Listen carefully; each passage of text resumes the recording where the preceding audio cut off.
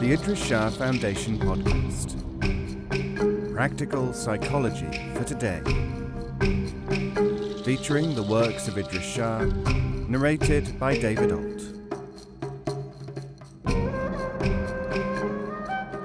Welcome to the Idries Shah Foundation podcast. In this edition of the podcast, we will hear selections from The Commanding Self by Idries Shah. Today he understands. In my early days, I was puzzled by the behavior of a Sufi who, like many others, was a businessman. A would-be disciple of his, whom I knew, was told to donate a very large sum of money for the purposes of the Sufi's business, and he was startled at the request.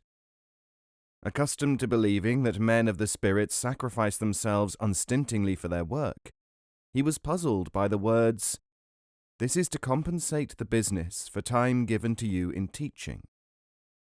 He would get nothing, he was told, until he paid the money, not a single lesson. The rich but puzzled student spoke to me in a pained voice as we sat together on the steps of the Sufi's center. "I don't know whether I trust him," he said, "so why should I be faced with such a decision? Why should I have to wonder whether I can give him money?"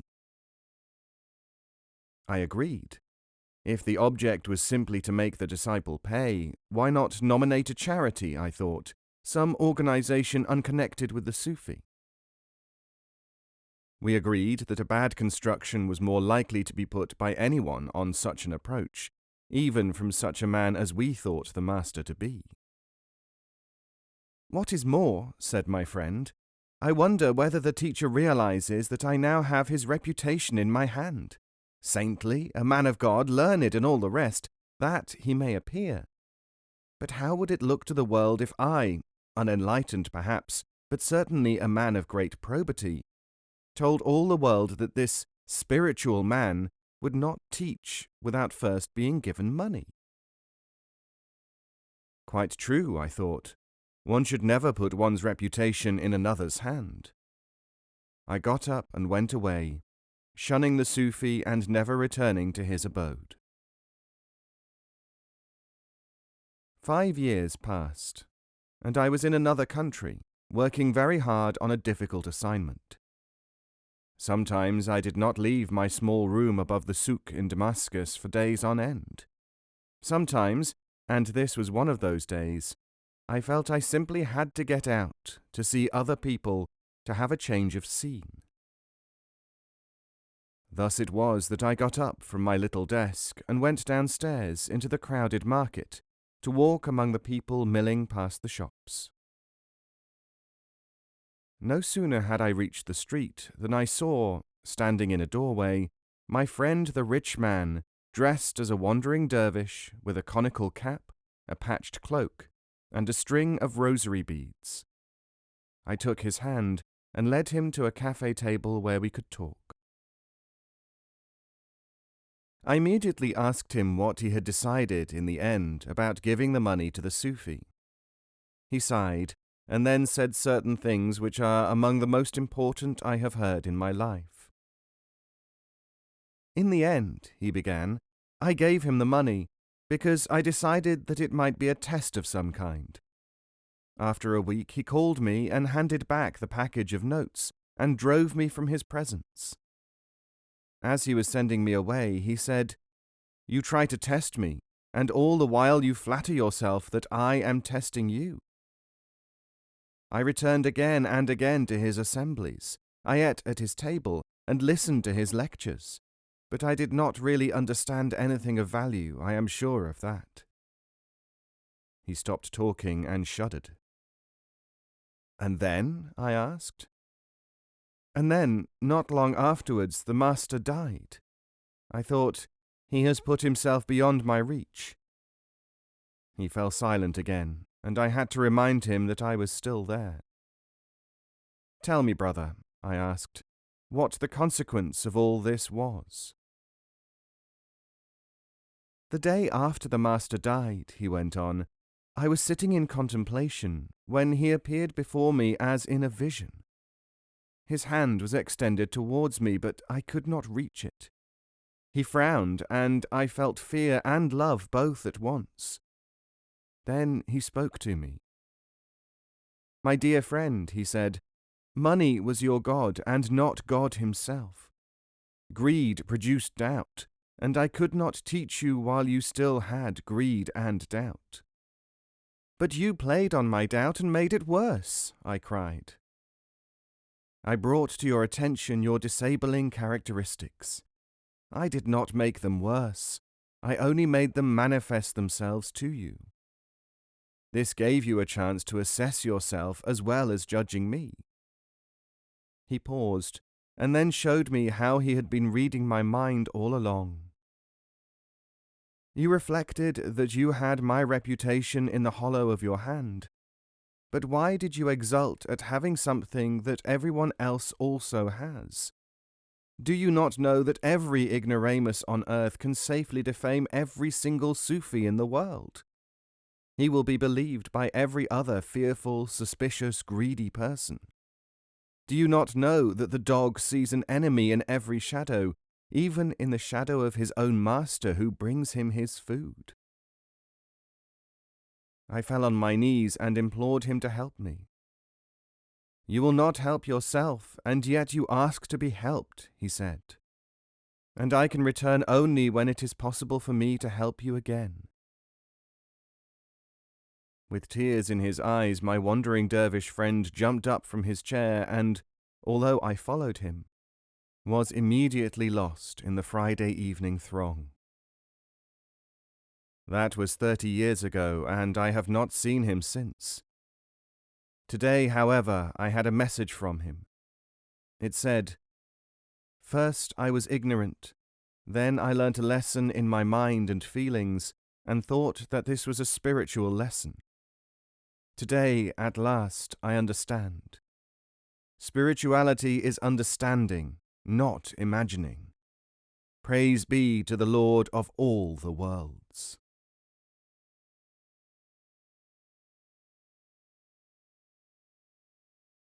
The Cook. We can take life as a journey, and looking at the way in which people imagine things are going to be, find that there are interventions, now and then, which change that course. Once changed, of course, that destiny is again assumed to be linear, and it goes ahead until another intervention once more confounds the pattern. Then, by hindsight, people start the process all over again, assuming that the linear form will continue. The best illustration of what happens and what people imagine is going to happen turns out to be a story, and we can present one here which will allow us to examine what is really going on. Once upon a time, there was a caravan of rich and self-important merchants, which set off from Syria to make the long and dangerous journey to Mecca to the south. Not long after their departure, an ancient and self-assured-looking man, riding a donkey and accompanied by 2 laden mules, asked to join the party. While the caravan master was discussing the possibility with him, some, at least, of the merchants objected to the newcomer. He did not look prosperous. He had mules and an ass rather than camels. Besides, he did not look able-bodied enough to bear arms, which might have been a reason for his coming along, since the desert was infested by bandits. The man, moreover, confessed that he was by profession nothing more than a cook. A master chef, perhaps, but nevertheless a cook. He insisted that, since he was protected, his accompanying the caravan would only be for the good. Finally, since time was being lost, the merchants ceased their objecting, and the cook was allowed to tag along. When the caravan reached a particularly barren part of the desert, it was surrounded by robbers.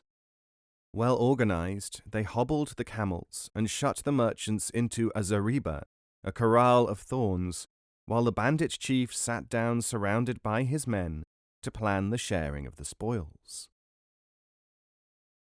They had been thus engaged for some minutes when they became aware that someone had been overlooked. The cook was outside the corral and had busied himself with laying a long strip of white cloth from his saddlebags on the ground.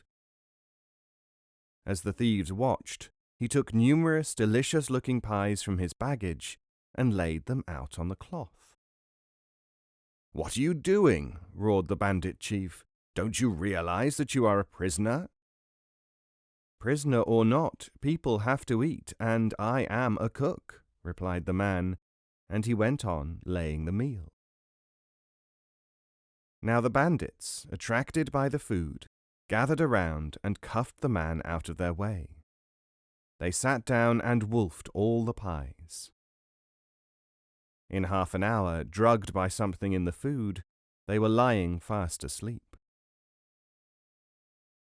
The cook opened the thorn barrier and released the prisoners. The bandits were taken as prisoners to be handed over to the authorities, and thus it was that the least likely saviour turned out to be the means of the saving of the caravan.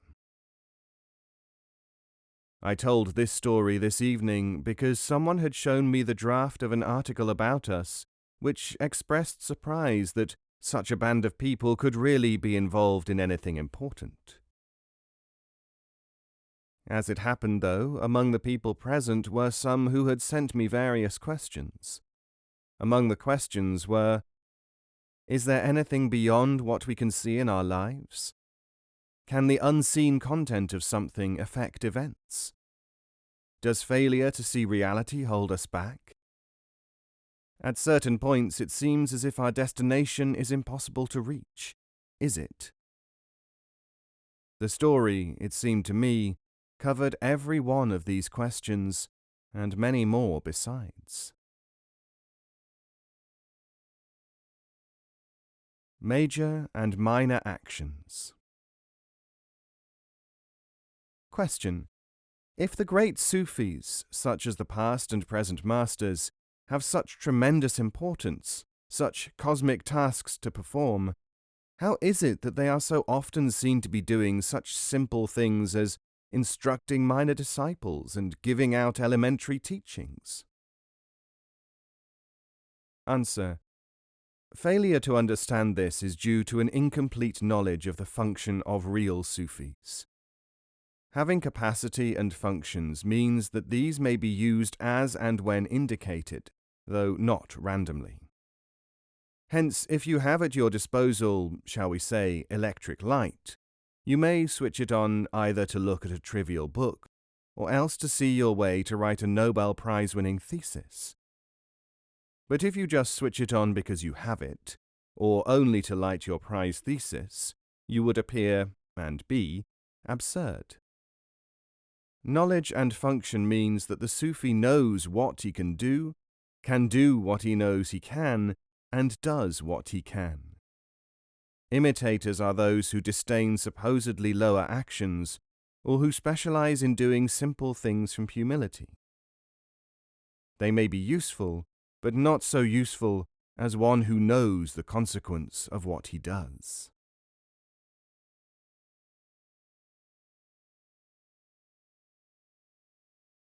The Indian Teacher.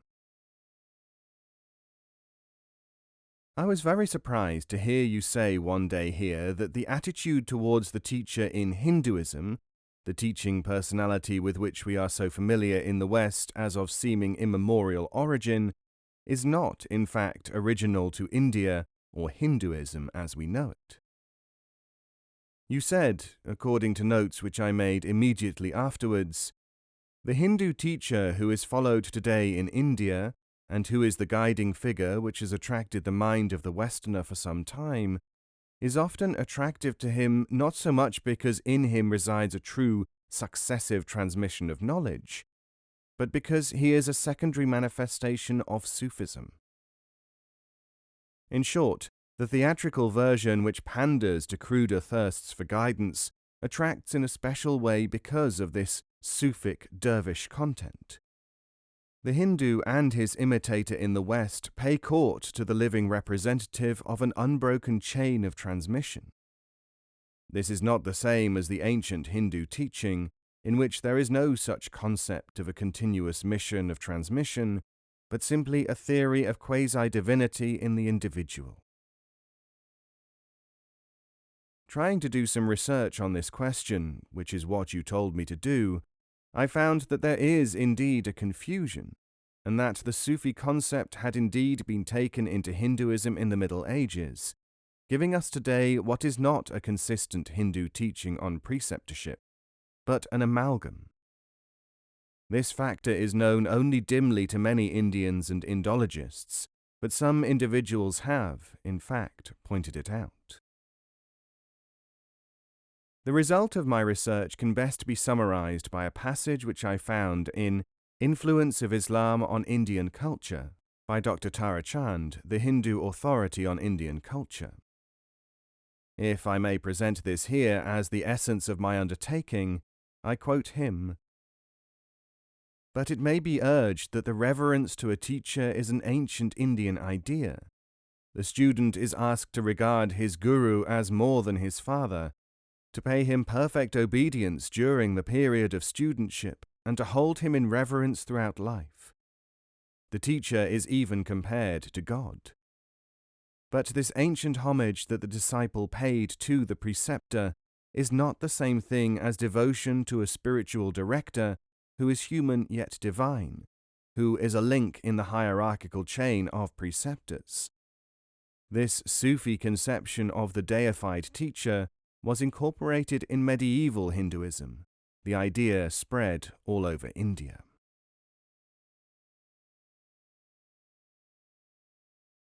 Whose animals? Question: Why do Sufis concentrate so much on other people's defects and on their own virtues? Answer: In fact, they do not. It is only others who imagine this because of a bias towards these subjects. This kind of mind is illustrated by the Nasruddin tale about the animals. Menagerie. Mullah Nasruddin went to a psychiatrist who tested him by showing him symbols on a sheet of paper. First, there were 3 dots. "What do those stand for?" asked the doctor. 3 wolves, said the mullah. "And these 2 dashes?" "Oh, they stand for 2 elephants." "What do you make of these dots and dashes together?" "They illustrate a herd of ponies and donkeys." The doctor told him, "I am afraid that you are obsessed by animals, and we'll have to do something about it." "Do something about yourself first," said the mullah, "for all these creatures belong to your menagerie." Illiberal behavior of Sufis. Question: Why are Sufis sometimes so hard on society, on people, and on ideas? Answer: For the same sort of reason, more often than not, that the owner of the bathhouse clubbed one of his patrons. The Traveller and the Baths. A man once arrived in town after a long journey and decided to go to the baths to refresh himself. He also needed rest after many days in the saddle. No sooner had he located the baths, however, than he saw the proprietor rush up to a third man who was doing no harm and beat him with a club. This man, in his turn, struck a blow at his assailant, and then cried out for help and began to heap vituperation on the aggressor. Now the traveller turned away from the baths in disgust, and ever afterwards related to people whom he met of the extraordinary aggressiveness of the owner of the baths in such and such a town. One day, many years later, when he had once more spoken of this incident as illustrative of unprovoked aggression, one of his audience stood up and said, "I am a native of that city where you spent one day so many years ago. Now match your recollection of an instant with mine as a resident. There was a bathhouse keeper of the most exemplary life and conduct. An irresponsible evildoer formed the habit of going to the baths and annoying everyone there. The proprietor abstained from intervening because he refused to allow his anger to get the better of him. Ultimately, however, all the people who had been deprived of baths due to the behavior of the evil man insisted that their interests should also be considered. Indeed, each of them actually held the owner of the baths responsible, and even the police agreed that it was a private matter. In the end, to the satisfaction of all, including the evil man who mended his ways, the proprietor belaboured him in front of you. The fleeting vignette was enough for you to make assumptions and be judge and raconteur, but now you may care to interest yourself in the truth, if truth is anything of concern to you rather than emotion.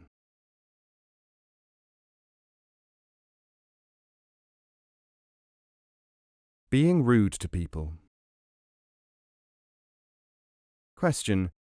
You sometimes seem to be very rude to people, and I have seen you take something someone has said and answer it in a way which did not seem to be intended by the questioner. Then at other times, you seem to misunderstand what is being said. Another thing, why do you show vehemence and even intolerance? Surely calm and a reasonable attitude are essential if we are to examine things with an open mind. Answer. There are lots of questions there, and questions within questions. To many people, the assumptions upon which they are built will be immediately obvious. Let us run through some of them. The first, of course, is that the questioner can assess what is happening. The answer to that, in the words of the run-of-the-mill schoolmaster, is, "If you could assess, madam, you would be sitting here and not me." This remark immediately seems rude. Rude is a difficult word. It implies that one has said something which is rough, or outside the accepted form for the group in which we find ourselves. It would be rude of a sheikh not to offer you, as the guest of honor, a sheep's eye at a feast.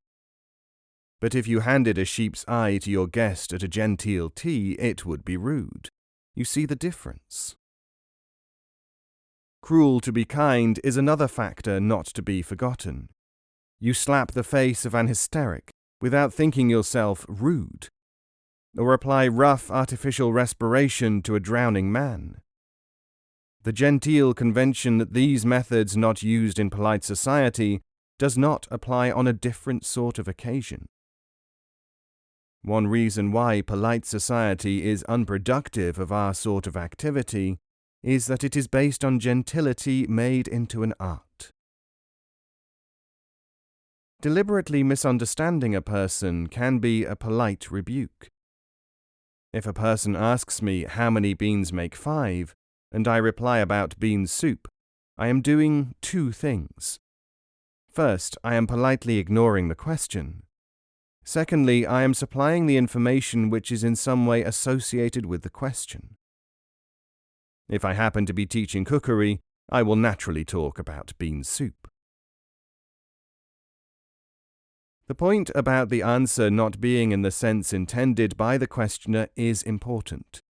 It gets to the root of a problem. You see, a great many questions are loaded. That is, they are automatically intended to elicit a certain answer. This is an answer desired by the questioner. What kind of business are we in? Certainly not that of providing reassurance for people who could get it by mutual admiration over a cup of tea. The words calm and reasonable attitude are loaded. For example, you can only know what a reasonable attitude is and what calm is in relation to the situation. Mullah Nasruddin points this out in his story about a number of stones in his earthenware jar. He counted hundreds, but told a questioner that there were 40. "That is impossible," said the man. "If you only knew the truth," said Nasruddin, "you would know that not only did I not lie, but I even reduced the number." Temper the wind to the shorn lamb depends on how fierce that wind is and how shorn the lamb is. Direct talk is a favor as well as an inconvenience.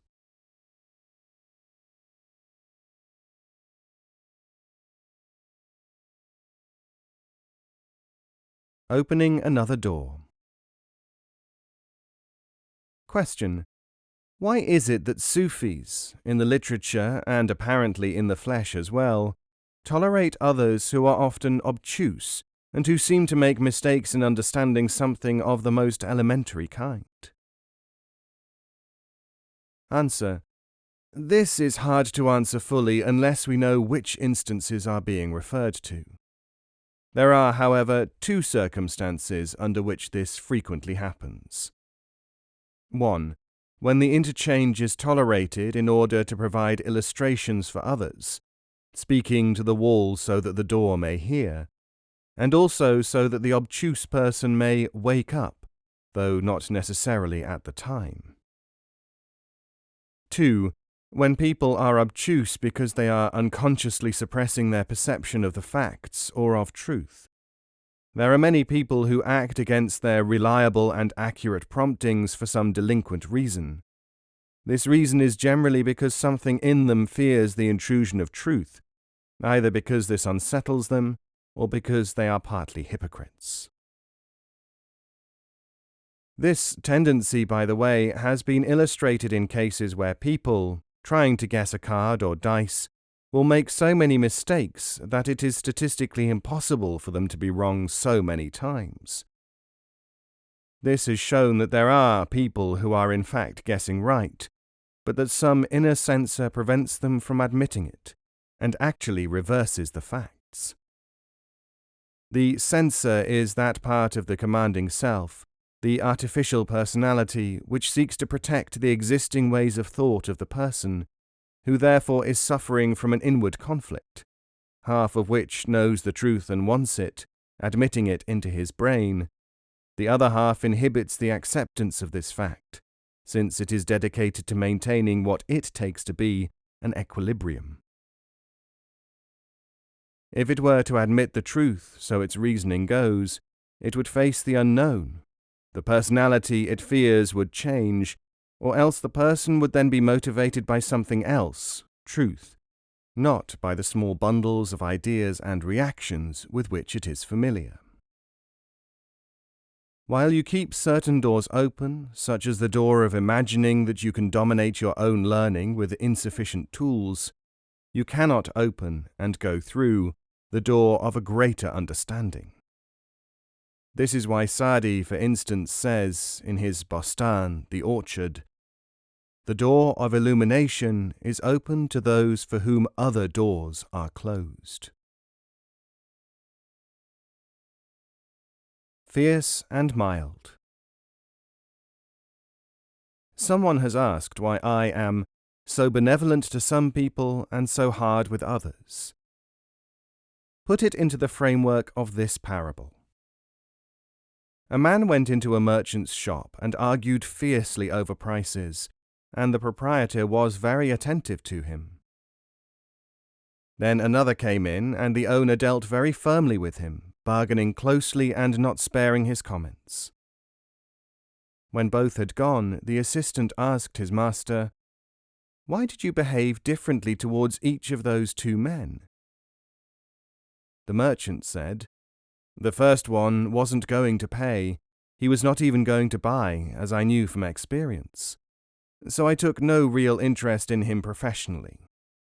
This left me free to allow good behavior to have its full expression. He was superficial, but I pleased him, which was all that could be done." The second customer was serious and genuine, and so I treated him as a colleague and dealt with him professionally. Naturally, the discussion took a different form. The first transaction was planned to avoid unpleasantness with the unreliable, who always demand politeness as they mistake this for something real. The second was to provide mutual advantage by concentrating on what was really relevant to both of us.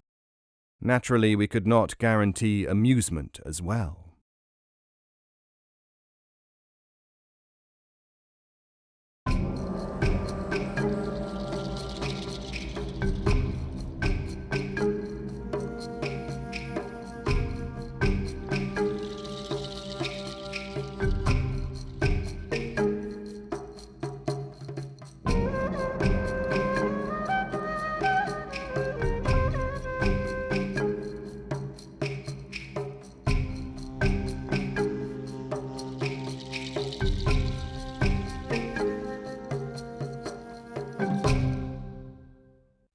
This audio is made available by the Idries Shah Foundation and is copyright 2019. All rights reserved.